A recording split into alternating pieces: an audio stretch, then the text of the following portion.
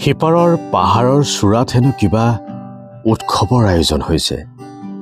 বিশাল আয়োজন, জাকে জাকে মানুহৰ ভিৰ লাগিছে। সিপাৰলৈ বুলি হেনো সকলোৱে বাট মেলিছে। ময়ো এদিন কাহিলী পুৱাতে বৰ হেঁপাহেৰে আৰম্ভ কৰিলোঁ মোৰ যাত্ৰা। যাত্ৰাৰ পথৰ সংগী হ'ল ৰং বিৰঙী সমাহাৰৰ ফুলবোৰ,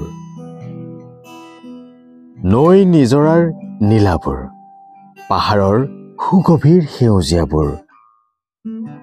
লাহে লাহে নামি আহিল নিশা। নিশাৰ নীৰৱতাবোৰো জোনাকী জাকে পোহৰাই তুলিলে। দুখ আৰু ক্লান্তিৰে ভাগৰুৱা কৰি মোক হাৰ মানি যাবলৈ নিদিয়া কিবা এটা উদ্যম বুকুত বান্ধি লৈ গৈ আছো।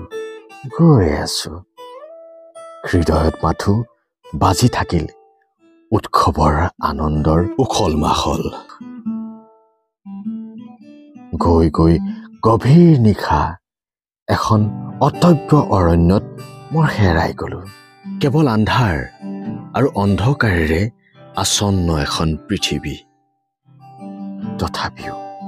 তথাপিও দূৰণিৰ পৰা এটি উৎসৱৰ মতলীয়া ৰিণিকী মাত অহৰহ মোৰ কাণত বাজি থাকিল। হেঁপাহেৰে মোক সেই আনন্দৰ মাজলৈ হাত বাউল দি মাতি থাকিল। মই কেৱল গৈ থাকিলো। ভৰি জোতা ছিগি কেতিয়ানো মোক কাঁইতে পিন্ধিলে মই গমকে নেপালো। মই কেৱল উৎসৱৰ আনন্দত মতলীয়া হৈ গৈয়ে থাকিলো।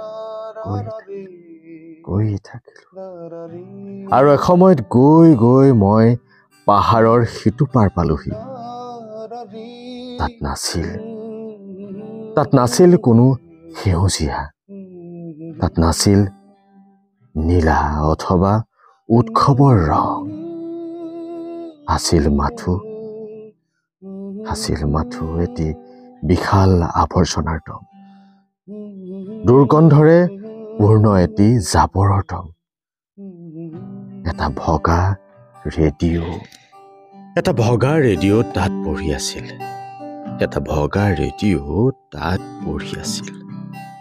তেতিয়াও বাজি আছিল তাত এটা উৎসৱৰ গীত, এটা চিনাকি উৎসৱৰ গীত।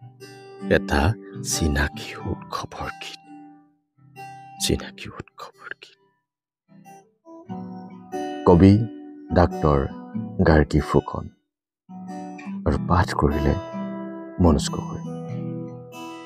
কেনেকুৱা পালে জনাবলৈ নাপাহৰিব। যদি মনোজ গগৈ পেজো চাইছে, পেজটি ফ'ল' কৰিবলৈ নাপাহৰিব। যদি MGV ইউটিউব চেনেলত চাইছে, তেতিয়াহ'লে চেনেলটি ছাবস্ক্ৰাইব কৰিবলৈ নাপাহৰিব। আপোনালোকৰ যদি কিবা কবিতা আছে, তেতিয়াহ'লে আমালৈ প্ৰেৰণ কৰিব, আমি পাঠ কৰিবলৈ চেষ্টা কৰিম। ধন্যবাদ। Love you.